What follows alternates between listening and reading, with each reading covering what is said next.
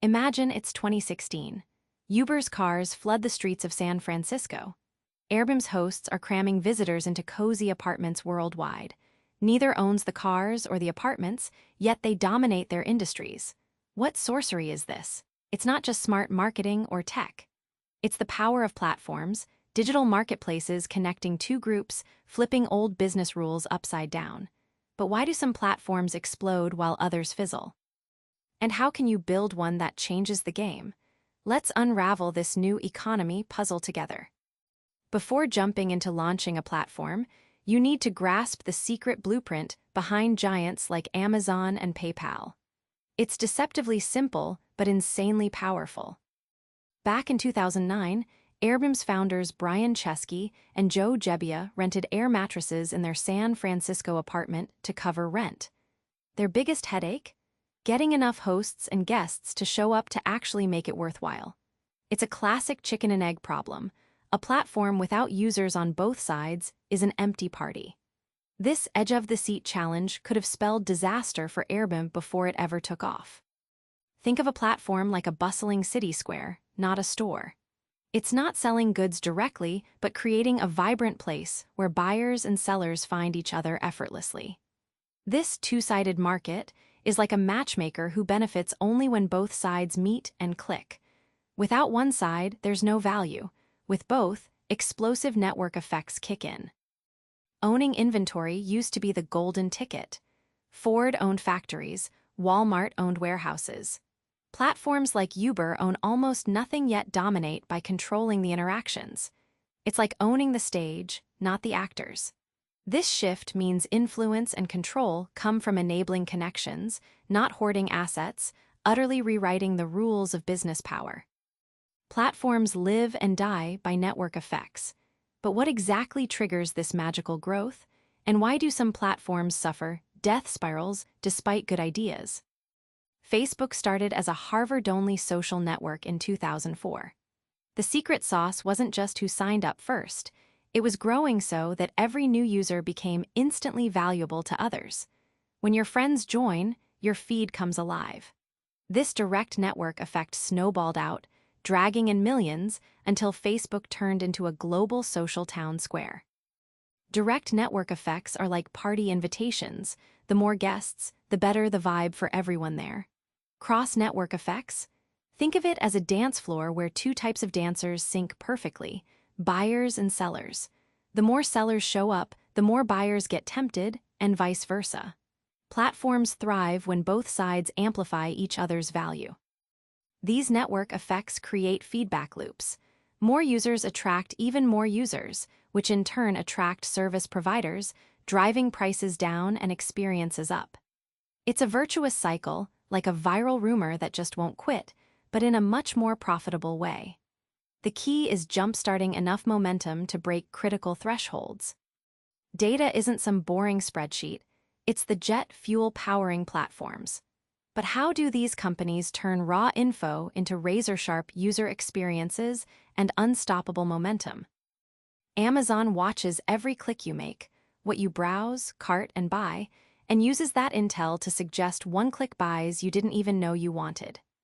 This treasure trove of behavior data lets Amazon become your own personal shopper with near-magical intuition. But here's the kicker. Those suggestions aren't random. They're mathematically optimized over billions of data points. Platforms don't just collect data, they use it to constantly refine their services. Think of it as a scientist adjusting variables in a lab experiment, using feedback to improve outcomes every moment. This continuous learning loop means platforms get smarter, faster, and stickier, leaving competitors scrambling to catch up. When your feed, ads, or recommendations feel tailor-made, that's personalization in action, making you feel understood and special. This deep customization drives loyalty and keeps users coming back, not out of habit, but because the platform fits like a glove, creating a nearly invisible lock-in effect. Not every platform becomes the next Amazon or Uber. Mistakes lurk in plain sight, from ignoring users to failing the trust test. What traps should you sidestep? In eBay's early days, shady listings and scams eroded trust fast. Without reliable ratings or user checks, buyers feared losing money. The platform stumbled until they reinvented transparency with detailed reviews and seller ratings. Trust wasn't just a bonus.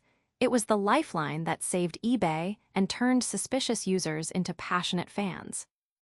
Launching a platform isn't as simple as flipping a switch. Without a crowd, no one shows up, and without one side, the other bolts.